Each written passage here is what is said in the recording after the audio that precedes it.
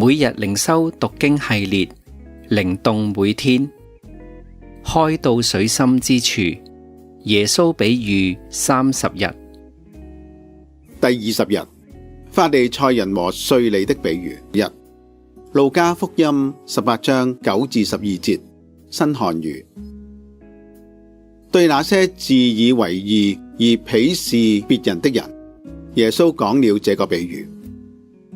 有兩個人上聖殿去禱告，一個是法利賽人，另一個是稅吏。那法利賽人站着向自己禱告這些事：神啊，我感謝你，我不像其餘的人那樣貪婪、不義、通姦，更不像這個稅吏。我一周禁食2次，又把我所得的一切都獻上1/10。緊接寡婦與法官嘅比喻，耶穌繼續向門徒講呢個法利賽人與稅吏嘅比喻。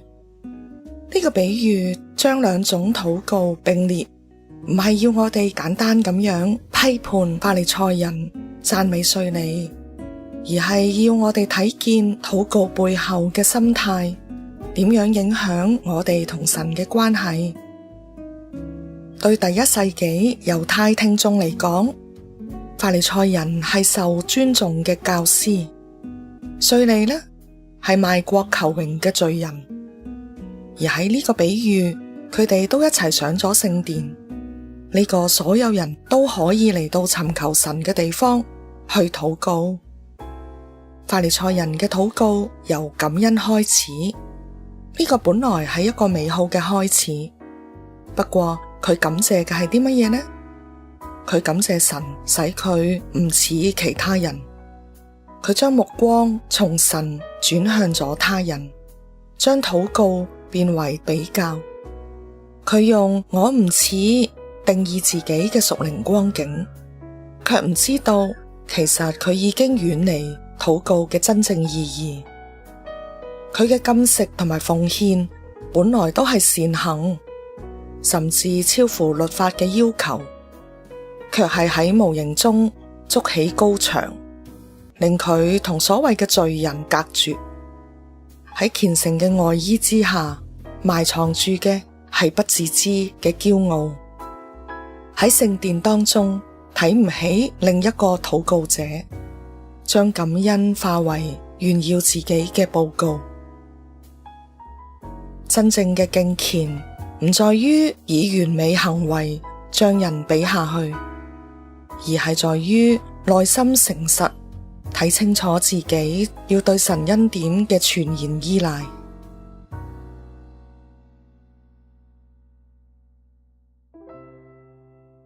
讓我哋一齊思想。第一，你嘅禱告內容其實反映緊你點樣睇自己，你點樣睇其他人，你點樣睇神。你嘅感謝係聚焦喺恩典啦，抑或係自己嘅成就。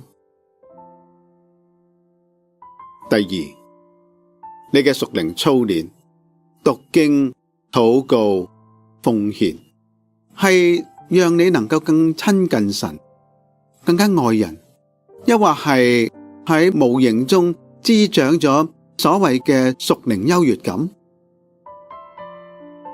第三，當睇見弟兄姊妹嘅軟弱，你第一個反應係感恩，我唔似佢，抑或祈禱求神憐憫佢，亦都憐憫我。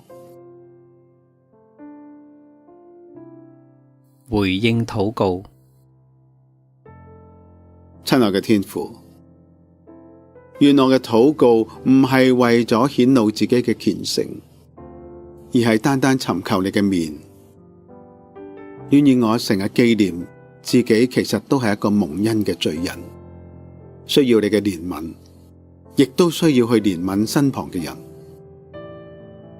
奉主耶穌嘅名禱告，阿門。